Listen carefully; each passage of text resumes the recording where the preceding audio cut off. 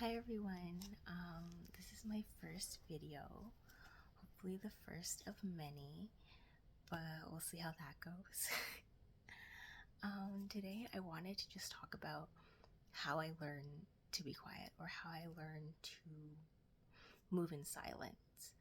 And if you see me looking down, it's because my brain, I just have so much brain fog sometimes. I have to write everything down, and so it might take me a while to have my thoughts be thoughting. Okay, so how I learned to be quiet. So I think I'm going to start with my past. In the past, I talked about everything. I was the type of person who I would literally go on Instagram or Twitter or whatever, and I would post every single thing I did in my life. Like, as soon as I woke up, I'd be like, on my story, like, good morning, everybody, I'm awake. And then every time, it was so intrusive, definitely. Every time did something or went somewhere, I would be, I would pose at a cafe or just finished using kind of TMI, but or just finished using the washroom or look where I am at, I'm in Jamaica right now having fun sipping mocktails. I think that's what they're called. The ones without alcohol. Um, Sipping mocktails and whatever. So I would post everything on Instagram. I would even try to do hauls. So whenever I got stuff for Christmas, I would do a bunch of hauls about every single thing I got. And so back then, it was kind of oh, okay. I didn't really notice anything negative in my life. But now that I'm growing on my spiritual journey, I'm definitely learning that you shouldn't be telling people all this stuff. I know some spiritual cultures believe that if you show something off, if you have a nice dress and you're showing it off, or you have a purse and you're showing it off, some cultures believe that the more you show off that item, the quicker it'll deteriorate. I don't think I've ever had anything break on me. I've definitely had things go missing. um, which honestly, if you show something off, you have to expect it's gonna go missing eventually. Um, but I've had things go missing and stuff like that, but I don't think I've had anything break on me. But yeah, I was that type of person. So throughout my spiritual journey, I learned about evil eye and saying spiritually protected and stuff like that. And when I learned about evil eye, I was like, what? Is this a real thing? How can it be a real thing? But now I'm kind of I'm really I heavily believe in evil eye. Um, Within the past year or so, I've had so many different plans and stuff like that. And the minute I tell other people, like, there's not necessarily an energy change, but I notice, if I tell people about a plan, all of a sudden I see the plan fall through. So the more people I tell, the bigger it falls through. It falls through in a way where it's negative now, or it just falls through, and I'm just damn. Maybe I shouldn't have told all those people and stuff like that. So now I'm very quiet. I am definitely the definition of move in silence, because not everyone cares for you.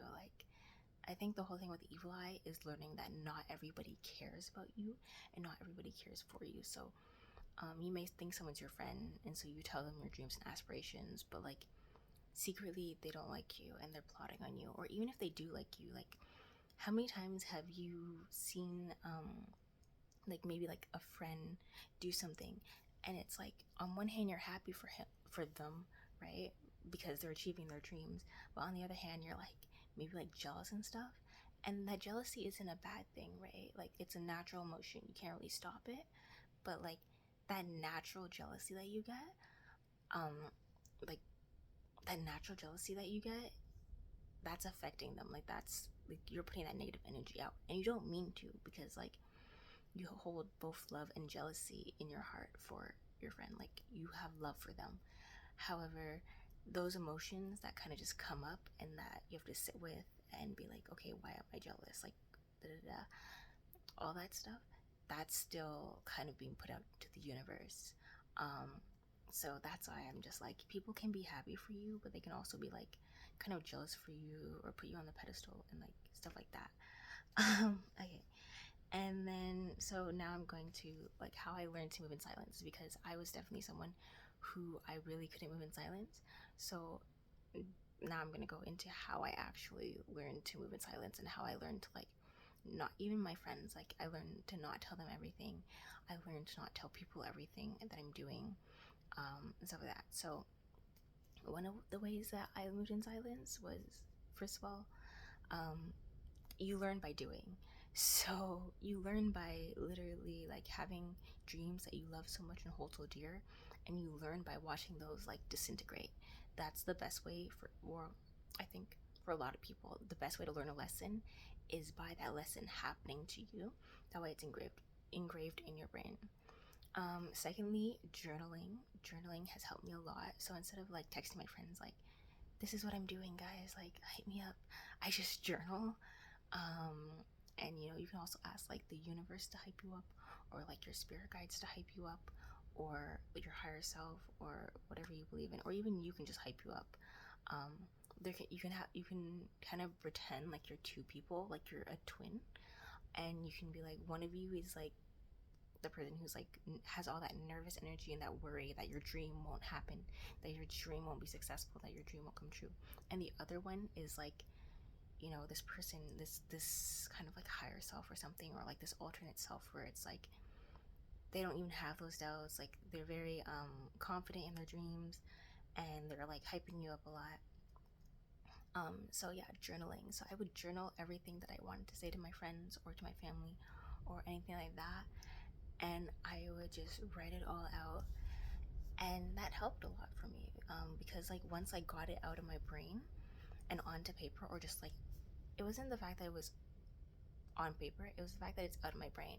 So when I was doing like typing all that stuff on Instagram and like on Instagram stories and like letting everyone know my next move and everything, it wasn't the fact that I wanted to do that, it was the fact that I wanted maybe a bit of validation, but also it's the fact that I wanted to just get it out of my brain, so I needed somewhere to get it out. And if you want to, you can have like, if it helps, like have two like Instagram accounts or something, and then from one account you can like text yourself like your worries, and then from the other account you can text yourself like why everything's gonna work out, like reasons it's gonna work out, and be, and it's kind of like, it's a little crazy, but it's like you have your own friend, so it's very helpful. um okay, and next, so the next thing I did was therapy. I haven't been in it for a lot of the time, like for a lot. I think I had like two therapists in my entire life, but therapy helps a lot, right? Because it's like, why do you need that validation, right? Or even shadow work if you can't really afford therapy or anything like that. Like shadow work, if you use the, honestly, you can get through anything if you're self-aware enough and if you have the right journal prompts. So therapy helped because it's like, now I'm like talking with it to someone who's trusted, um, someone who's, you're kind of paying them to support your goals, so that too. And also you're working through like those roadblocks, like those roadblocks. So it's like, okay, why do I feel the need to post everything? Like, am I looking for validation? And I'm looking for love? Like, where is this coming from? Is this coming from like childhood wounds? Is this coming from like an old friendship wound? Is this coming from like why do I feel the need to seek attention or to let everyone know what I'm doing all the time? Is this coming from a societal wound? And a societal wound is kind of just like the wound society places on you. Like, sometimes the thing with moving in silence is that people don't know what you're doing. And when people don't know what you're doing, they get kind of nervous, they get kind of scared. A lot of feelings can come up for them. They really want to know what you're doing, right? It's really weird. It's like they're obsessed with you, right? But when they don't know what you're doing, sometimes they'll just assume you're doing nothing. Like they'll just assume like your entire life you just like lay in bed all day, you're not moving towards any goals, right? You have no goals or aspirations in life. And so sometimes, or at least in my life, I found people would try to like force me to do something, be like, oh, look at this thing over here that you can volunteer for, or oh, this is like a book on like how to find your passion in life, and da da da. Like, no, I already have my passion in life. I'm just not telling you about it. So yeah, another thing about moving in silence is it can be very isolating a little bit. Um, Moving in silence means you can't ask people for their opinions, so you have to make all the decisions on your own. That means you have to trust yourself to be making those decisions on your own, right?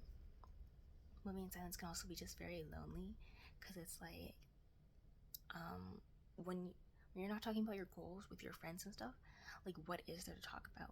Like obviously there's stuff to talk about. You can talk about celebrities or like maybe like goals that you've already achieved or like dreams that you've already you know made reality.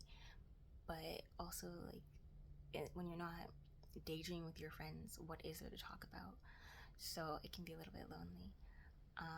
And yeah, so that was everything that I wrote down basically on how I learned to like be quiet and stop moving. So stop moving in silence, no, and how to move in silence and just kind of like shut up. So yeah, I hope you enjoyed the video. Remember to like and subscribe in the comments, and maybe comment if you want to see more of these videos, these styles of talking videos, or if you have like the same experience that I've had, like the whole universe. The universe has literally forced me to just shut up. Just yeah. So thank you for watching, and I'll see you in the next one.